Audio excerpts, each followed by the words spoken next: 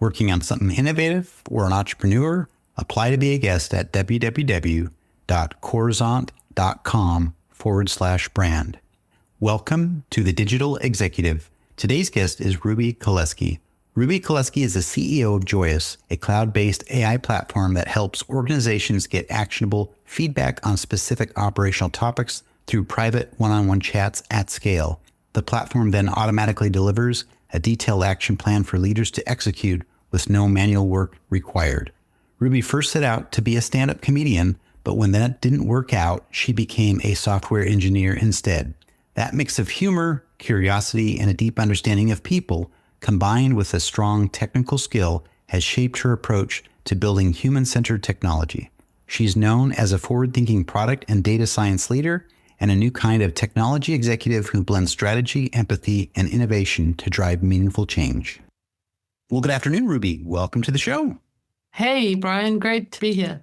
Absolutely, my friend. I appreciate it. This is really cool. I think you might be the first, maybe the second. It's been a few years, but guest being out of New Zealand, which is amazing. Really? Out of 1,100 shows. That's wild. Yes. If I look back, I probably do have a guest from New Zealand, but it must have been at least 2 to 3 years ago. Ruby, I'm in Kansas City. It's an 18-hour difference. I really appreciate you doing this. And I'm going to jump into your first question. You originally aspired to be a stand-up comedian before pivoting into software engineering and product leadership. How does that early interest in humor, performance, or reading people inform how you think about human-centered design, conversational AI, and building feedback systems? Wow, that's a great question to come out the jump with, actually. Yeah, so I guess not many engineers and now tech CEOs have a comedic background, but I think it makes perfect sense. Like, to me, and there was really more melodramatic stage comedy. I did do some stand-up, but comedy isn't just about making people laugh. A lot of it's about observing people. It's about understanding patterns and behavior, and you got to really craft narratives that resonate. And if you're standing on a stage, trust me, you have to be really hyper attuned to how people react, and you have to do that in real time. And so if your audience isn't laughing at you or they're tuning out, you have to instantly react. And I think that translates to human-centered design quite beautifully. So now, as engineering leader, AI leader in tech, when we build these products, especially with things like conversational AI or feedback systems, which is what my company Joyous does, I think about that, like the human on the other side of the interaction, honestly, pretty much the same way I would think about an audience on a show. Like, are they following the flow? Like, are they seeing me react to them in a way they're enjoying? Am I meeting them where they are? Is the product meeting them where they are? In comedy, the feedback is instant. It's a laugh or it's a silence. And in product, we have to design systems now, I guess, even more and more with AI coming along, that listen and adapt just as responsively. Yeah.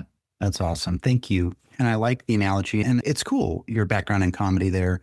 And you're right. It's more about just than laughing, but understanding people's behavior. You can see that in their body language, obviously. Are they engaged?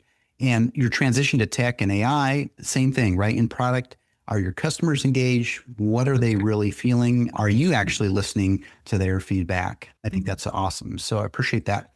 And Ruby, Joyous positions itself as a dynamic conversational alternative to legacy tools like Qualtrics and static surveys. What are the biggest pitfalls of traditional feedback systems? And how does Joyous' chat-based model overcome them? What trade-offs did you have to make along the way? Well, I mean, I think it's pretty common knowledge. The biggest pitfall of traditional feedback systems and survey systems, whether you're using them in a huge organization the way people use Joyous, or even if you're just a more smaller individual trying to gather some feedback, right? It's a one-time transaction instead of an ongoing conversation. So to me, tools like Qualtrics, they produce data that's much more quantitative, so numbers oriented, it's static, it's really decontextualized. Think about it, you get charts and you get millions of charts, but you don't get stories, and you certainly don't get enough information to act on. So I think what most people are used to in that kind of context and in that kind of older world is that you're sending off some sort of annual survey. Let's just pick engagement. But I mean, a lot of people do customer surveys as well. And it's a once or twice a year kind of a thing. And it's the same thing over and over again. And that's really important because businesses and industries and the people that are working there and the work that they're doing is changing, and it's changing fast, and it's changing sort of dramatically.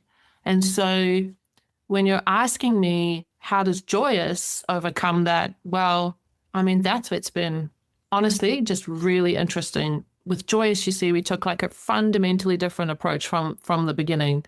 We wanted to make feedback conversational.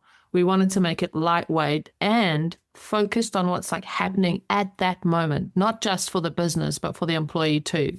So I guess instead of like a 60-question survey once or twice a year, we really just ask 1 or 2 specific action-focused questions. And it's like sending a text. So it's very, very easy, except then you're talking to an AI that's dynamically following your lead in the conversation, which is kind of great because it won't judge you. It's not going to penalize you like it would if it was a leader or maybe someone in the company, or you would fear that maybe even if it wasn't real. And it will be far more unbiased at including your ideas into the results that the executives see.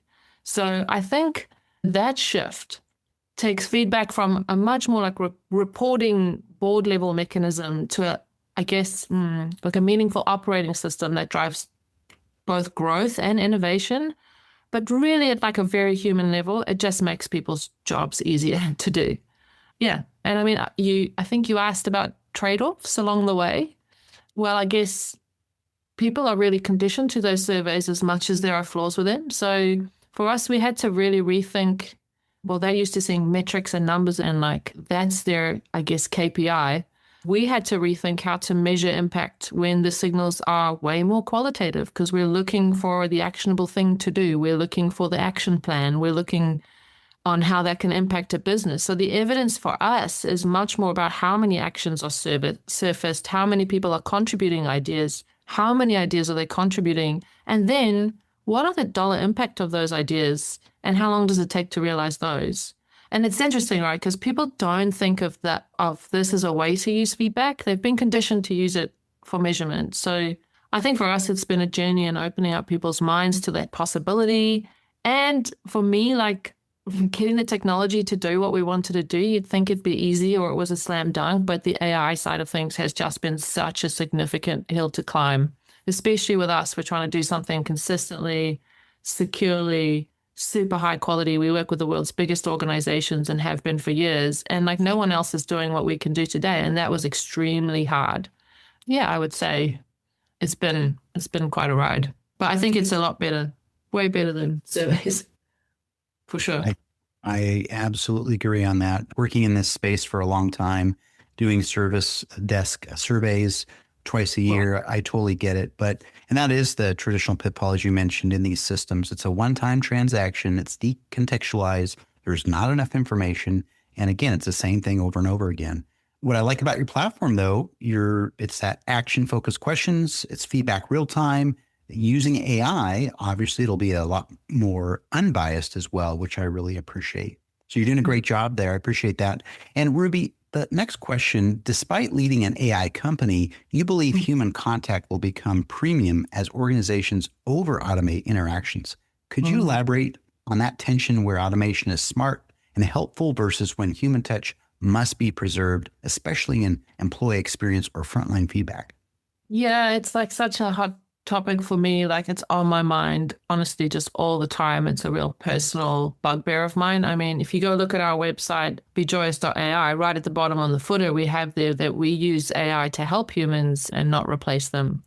And I think that like it's such a risky time for us in the world, as I think you have all these, I think a myriad of extremely high value, valid applications of AI, particularly around automation of like the kind of mundane manual tasks that a human interaction isn't really that important in. But what I do see is, and you will have seen this too, and no doubt your audience, so many companies wholesale letting go of, for example, customer success teams or customer service teams and bringing in AI agents instead. In fact, you mentioned Qualtrics before.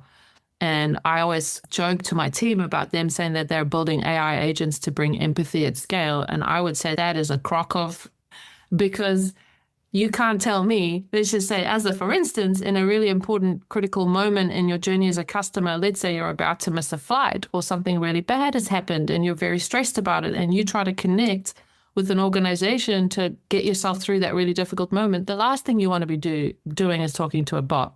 Like, I can't think of anything worse. And so I just think there's this huge risk that some people are going to go too far and they're going to let go entire workforces. They're going to go really all in on AI in a way that replaces humans, not supporting them. And I think that entire businesses are going to fall and we're going to see a huge course correction. And honestly, I believe humans are going to become the premium experience, not AI. And this is my prediction. I'm calling it. I think there'll be lots of great applications. Obviously, we're an application of AI as well that is quite deep in AI. I mean, we have 11 applications of AI chained together in a workflow. So I am saying this as the CEO of an AI company, but it is all wholeheartedly what I believe. That's awesome. Thank you for sharing your insights there. And like you mentioned, this is a big topic to you and to me. I talk to CEOs all the time on this podcast that work in this space. And a trend that I'm seeing, you said you're seeing, is these customer service or success teams are starting to be replaced rapidly by bots. And I agree that could backfire drastically to their business. But I believe in a hybrid approach. I believe in stepping into it slowly. But we'll see what happens. But I would certainly agree with you on that point. So absolutely. Ruby, the last question of the day, looking back on Joyous's journey, what are some failures or blind spots you faced in product go-to-market, adoption, or scaling? And how did you course correct? And looking forward, what is your vision for the next generation of feedback systems, AI and human systems? And what role will Joyous play? Blind spots, there have been many. Failures as well. I don't think anyone gets to the kind of point that we have with Joyous, which admittedly still has a long way to go, but you got to have made millions of mistakes to get to where we are. And I think probably one of the early blind spots at Joyous was, well, a little bit of, I think everyone does this, just the assumption that if we put this thing out there, which we did now more than 5 years ago, that the product would speak for itself and that if we just delivered a better product, like adoption would just magically come along and follow us. And it didn't. Also, we did something pretty strange for a SaaS company or a tech company. We targeted the world's largest organizations as the first thing we wanted to do. So we did not invest in product-led growth. We did not try to go to small to medium enterprise and then stretch up to enterprise. We went straight to enterprise. One of our first clients is one of the largest organizations in the world. I'm not sure if that was necessarily the best way to go. I mean, we didn't invest at all at product-led growth. I mean, I'm kind of really happy we followed that lead now, and that's caused us to arrive at this honestly insanely killer product we have today. But in retrospect, probably making it more generally accessible a lot sooner would have been possibly a way to go about this a bit faster. But that is what we're doing now. I think the other, honestly, 101 mistake that we made is we didn't want to associate or compare ourselves to anything else. But even in the chat I've had with you, it's much clearer now that we are comparing ourselves to Survey. And that was such a mistake because people just couldn't understand, like, what are we trying to replace with you? Oh, we're like nothing else you've ever seen, doing things no one's done before. And they're like, well, how do we budget for that? So lesson learned on that front. I think you asked, what's my vision? Is that right, for the next generation? Yeah. Systems? Feedback systems, yep. Yeah, let me think about that. Well, I think that what excites me, and I think that that's kind of closely aligned with the vision for Joyous and certainly stuff I think about all the time, is real impact at scale. So seeing large enterprises adopt sort of conversational, actionable feedback, particularly from frontline staff, that leads to real improvements, not just in efficiency and bottom line, but in morale and safety. And not just about nice to have. I mean, like, our goal and what we're already doing is delivering tens or hundreds of millions of savings annually for some of our customers, and kind of saying goodbye to that old school mindset around feedback and surveys. Like, forget measurement. It's a waste of time measuring scores. And I guess kind of really rolled into that for me in terms of like the future of feedback is democratization of voice. Like, technology can now give voice to people who just historically haven't had it. And I mean, like, we are really, really passionate. Joyous is built for field workers, for people out in the fields doing the hard work every day. Like I'm talking about the people out in the trucks doing work in people's houses, doing work out in infrastructure. I'm talking about the doctors and the nurses and the other people really, really out in the front lines. It's the people, in my opinion, and in the opinion of everyone at Joyous and all of our great customers, that it's the people out in the front who do the work every single day, who know what it will take, and they have that information right in front of them on how to make this business succeed. And I'm just really excited about our advances with AI, making not only their voice get raised up, but that information accessible to the leaders whose intimidating job it is to make that decision, now having like all of this data behind them to ensure that they can leverage these real-time feedback loops to just really give themselves a huge advantage. And when you think about it in the context of things, for example, healthcare or airlines or whatever industry where you typically have huge workforces, they can actually more successfully deliver those services, we're talking saving lives here, kind of impact, which is incredible. Yeah, and I mean, I think it is kind of happening. I'm like, certainly like things have shifted for us significantly, particularly I'd say in the last 12 months. Like, I think people have been attuned to like this sort of shift as a real thing, and it's not hype, and feedback is actually a really great application of AI to ensure more momentum in an industry and give these people a voice. So I see it in the investment. I see it in the adoption of our product. I see like so many people tossing out those more legacy systems for us, almost like with urgency. So I'm not sure how far away this future is, and I think it's great. That's awesome. I really appreciate that. And just highlight a few things. You talked about some of the mistakes you learned. You obviously talked about that, but looking ahead, the real impact at scale, and again, I'm just paraphrasing, but the actionable insights on the front line, millions of savings across enterprises. And of course, the thing that I really highlighted and took away is that importance with democratization of voice. People being able to be heard to make those improvements across the customer spectrum, I think was probably the most important takeaway that I took there. And I really appreciate that.